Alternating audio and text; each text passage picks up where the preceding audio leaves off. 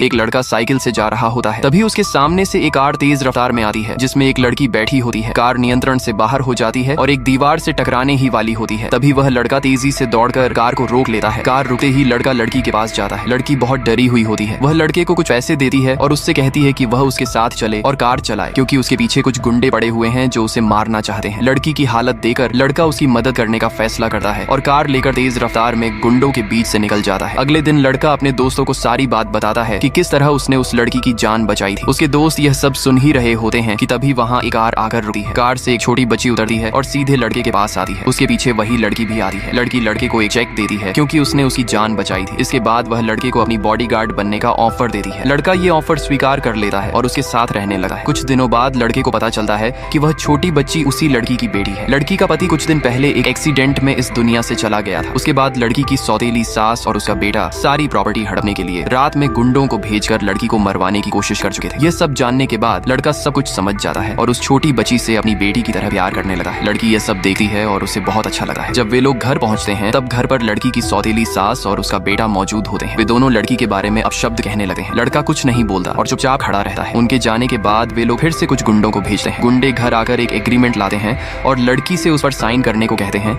जिसमें उसकी सारी प्रॉपर्टी उसकी सौतेली सास और उसके बेटे के नाम होनी होती है। लड़का कुछ समय के लिए ऊपर के कमरे में चला जाता है। इसी दौरान गुंडे लड़की को डराने धमकाने लगते हैं ताकि वह साइन कर दे। कुछ देर बाद जब लड़का नीचे आता है तो सारे गुंडे उसे घूरने लगते हैं क्योंकि उसकी टी शर्ट पर बहुत सारा लाल रंग लगा होता है। उन्हें लगता है कि वह किसी को मार कर आया है। यह देखकर सारे गुंडे डर जाते हैं। लड़का गुस्से में आकर गुंडों के सरदार को जोरदार थप्पड़ मार देता है। तभी सारे गुंडे घबरा जाते हैं, माफी मांगने लगते हैं और वहां से भाग जाते हैं। लड़की देखती है कि वह लड़का उसकी बेटी का कितनी अच्छी तरह ध्यान रखता है। धीरे धीरे लड़की उस लड़के को पसंद करने लगती है।